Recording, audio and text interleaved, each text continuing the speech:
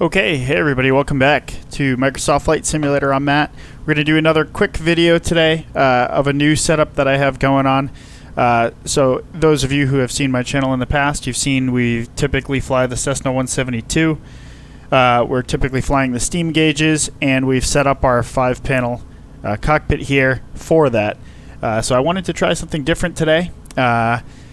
So we're just going to do a couple patterns here just to show off what we have for a setup. But today we're in the JMB, I believe it's the VL-3. This is a Rotax powered aircraft. So the goal was, so in real life, I'm going to be flying RV-12s, Van's RV-12. So I wanted to be simulating using a Rotax engine, and preferably something with a Dynon Skyview screen. There's nothing in the simulator that has Dynon Skyview, so I figured the closest thing we could get was a G3X. And so the goal has been to try to get something similar to a G3X. Now, since G3X is a less common display, finding all of the plugins that make it all play nicely together is a little challenging. So we're kind of putting together something a little makeshift here, but we'll see how it works. So what I did so far is I set up our panels in Air Manager, and I set up our fancy zones in the Power Toys Microsoft plugin so that we can snap out our pop out our panels and snap them right into place. We're sitting here on the runway, and we'll once we pop out our monitors, we'll get going here. So let's go ahead and do that. So holding down right alt, we'll pop this one out, and we'll pop this one out. So again, I just started setting this stuff up, so I don't have all the bugs worked out. So bear with me, and we'll continue to improve as we go. Come on. Interesting. So, speaking of bugs, why did that move on me?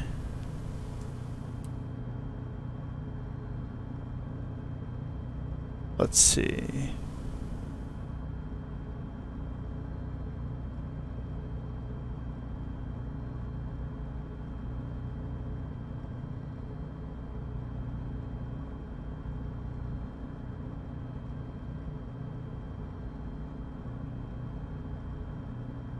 Yeah, I don't know why it did move on me, but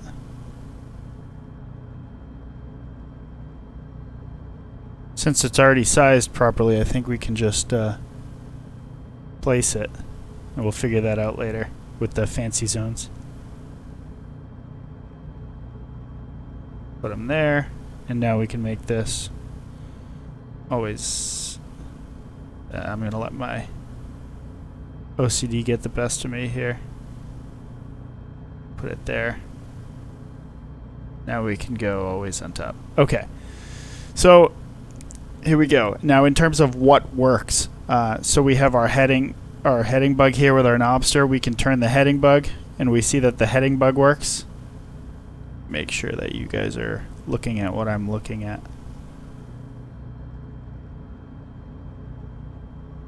Yes, you are. Okay, so heading bug works. Altitude, we can set our altitude pre-select, so you can see that coming down. What else? Our nav, does our nav OBS work? It doesn't look like it does. COM, I don't believe the COM works. The barometric altimeter does work, so that's cool. So we'll set that down here to field elevation, which is just about sea level. And then FMS, I'm not sure if that works either. Probably not. As far as touchscreen goes, so these are touchscreen monitors, but none of my touch through works. I do have Air Manager set so that I can touch through the panel, but that's not working. Now if I click, all of my clicking works. So that's something that I'm going to want to get worked out at some point. Yeah, work in progress. Let's see, what else can we do here? I do not know how to use the G3X, so we're going to be learning as we go. How do I get back to my map?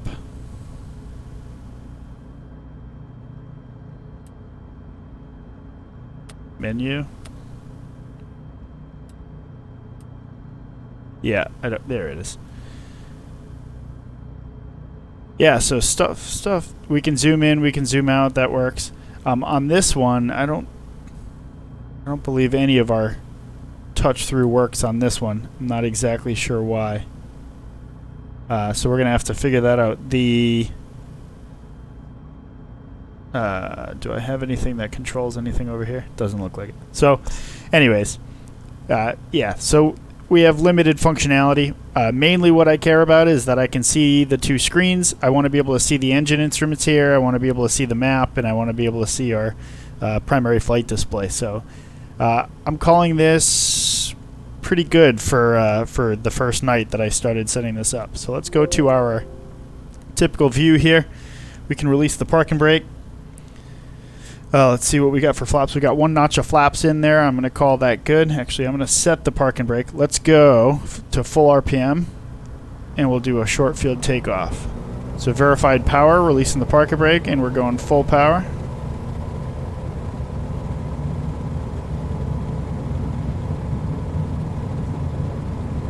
Airspeed's above 60, and we're rotating.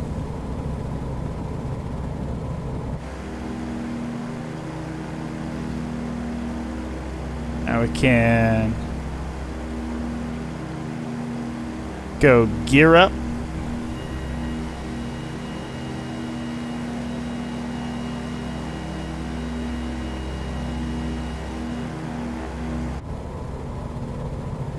And we'll take that notch of flaps out.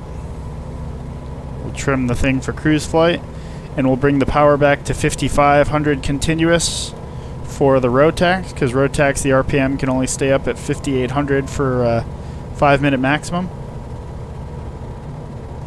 And we'll continue to get it trimmed out. I know I said we're staying in the pattern here, but for the sake of demonstration, we'll try to get it trimmed out. So let's see if we can level off here, call this 1350, 1,400 feet. So our flaps are all clean, our gear's up. Looks like we're cruising at about 116 knots here down at sea level, so pretty slippery aircraft. It's the nice thing about a retractable gear. So we're coming left.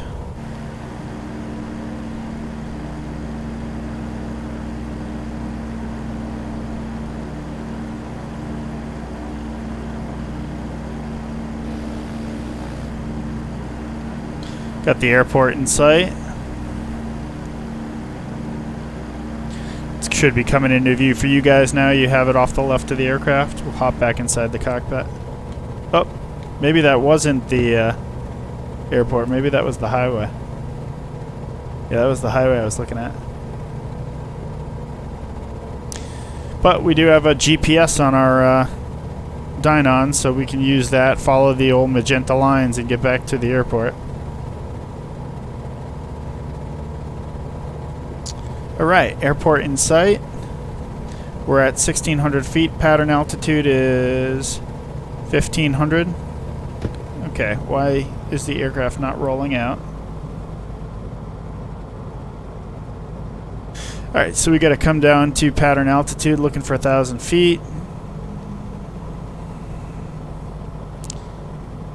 I don't know what the flap speed in this aircraft is. We're going to go fuel pump on for the landing. Hop back outside of the aircraft, and we're going to go gear down.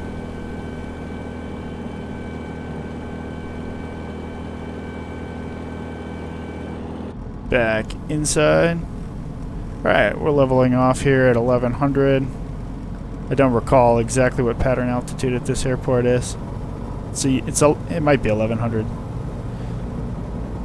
Let's see if we can get it trimmed out and downwind. So we got 100 knots here, so let's do a notch of flaps down. Nose down for airspeed. Trying to trim it out so that we can go hands off. So we are about the 45 degrees, so the power is coming out. We're going to get another notch of flaps in, and we're coming left. Looking for about 80 knots, 75 knots on base.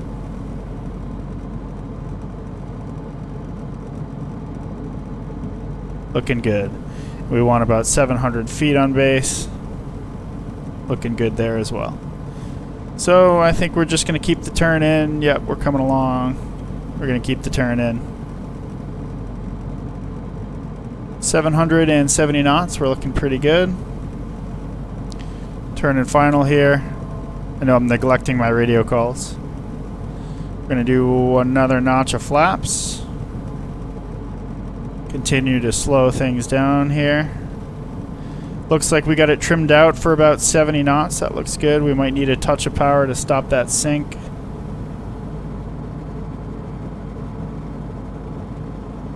So we're on final with 65 knots. We got the gear down. We got the fuel pump on.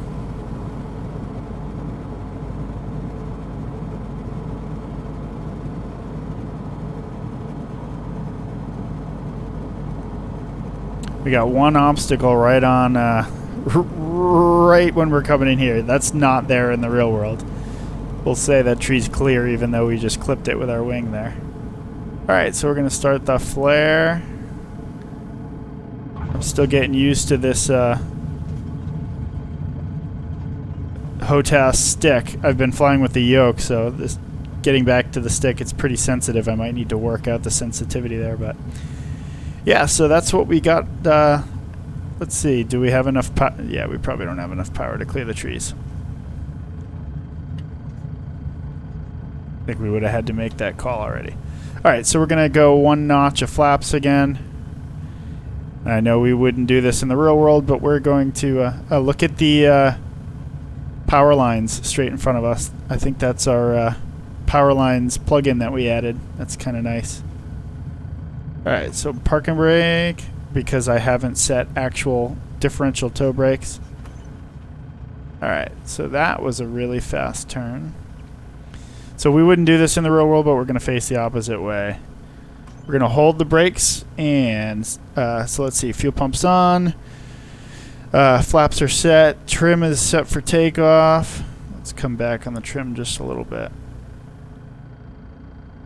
What's going on there? Is that not working? There it comes. Okay. Power's coming in. Power looks good. We're releasing the brakes. Keep the thing on the center line. And we're going all the way to the firewall with the power. 5,800 RPM. Oil pressures, temperatures look good. We rotated above 55. And we're climbing out nicely. Clear the obstacles. We're going to push forward for some airspeed. We got plenty of airspeed, so we're going to come up with the flaps.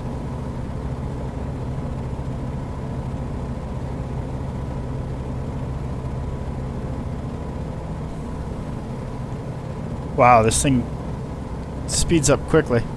So I guess we could climb at a climb airspeed rather than just hauling.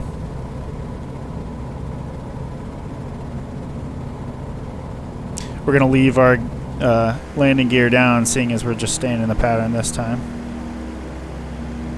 Keeping that climb going. So we got 1,800 feet per minute rate of climb in this thing. That's unbelievable. And we haven't even installed, there's an additional mod for this aircraft. So there's 1,100 feet, we'll call that pattern altitude. We're coming left. There's an additional mod for this aircraft where you can install a Rotax 1500, or a, what is it?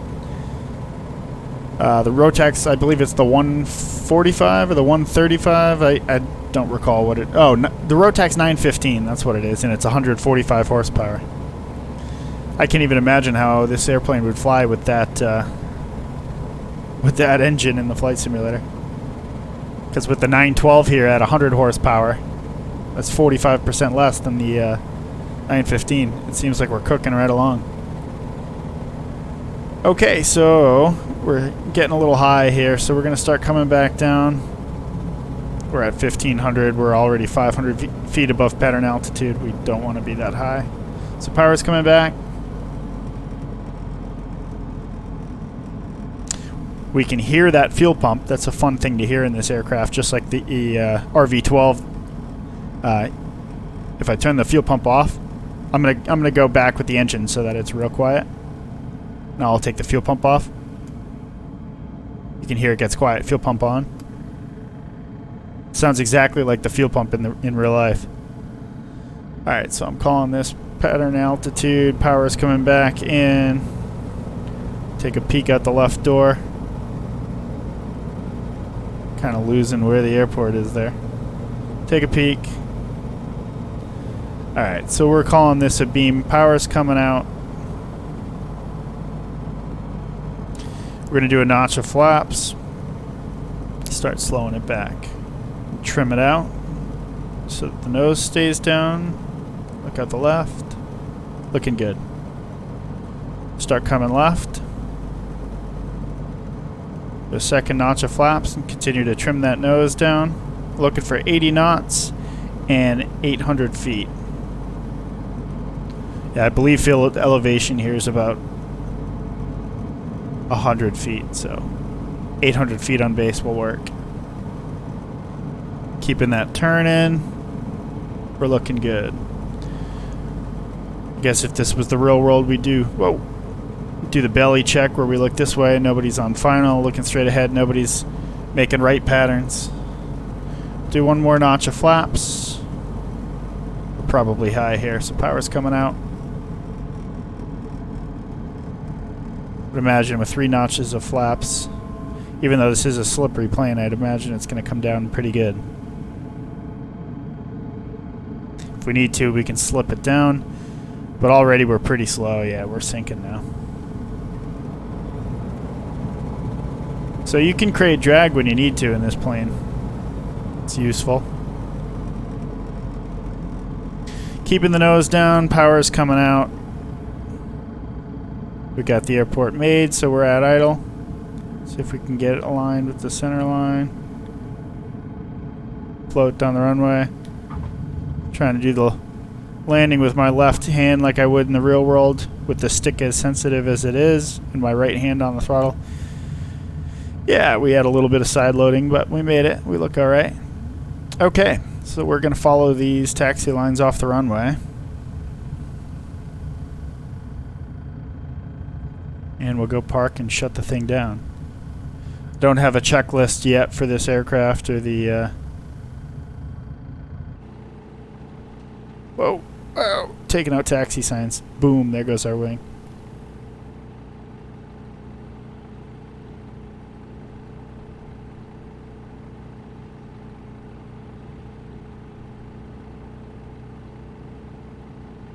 Got fuel trucks.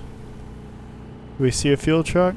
Not seeing a fuel truck. So this forklift, I think forklifts are new. I don't recall seeing forklifts. Oh, we're getting stuck. Continuing forward. Good park facing the wrong way here. Tokyo drifted into the parking pad. Woo woo! There it is. Alright, back into the cockpit. Take a look down. Yeah, so in terms of usability of our G3Xs, for just looking at them and referencing them as instruments, I think it's great. For working stuff in the cockpit, yeah, unfortunately we can't just touch our G3X touch. We still have to grab the mouse, and we can pull up our comm radio 124.8, enter, and then we can flip-flop it there 121.7 for ground, flip-flop over to ground. Yeah, so we still got to use our mouse, but this is a step in the right direction. At least we can fly a glass panel aircraft using Air Manager, and yeah, we can use our Knobster for some things. We'll start giving feedback to who's doing this. So these G3Xs, I have additional realism via working title is what I was looking for. So working title does the G3X. They also have some other aircraft there, or other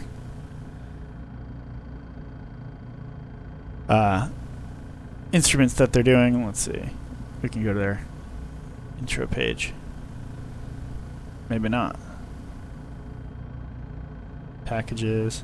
There it is. So they got a G1000, they got a G3000, the C4J, and we're using the G3X. So yeah, so far so good. We just got to figure out. So I don't know when we did when we used our Garmin GNS 430 and GNS 530 in the Cessna, we used MobiFlight. And MobiFlight is what ultimately allowed us to use all of the buttons that were on the overlay.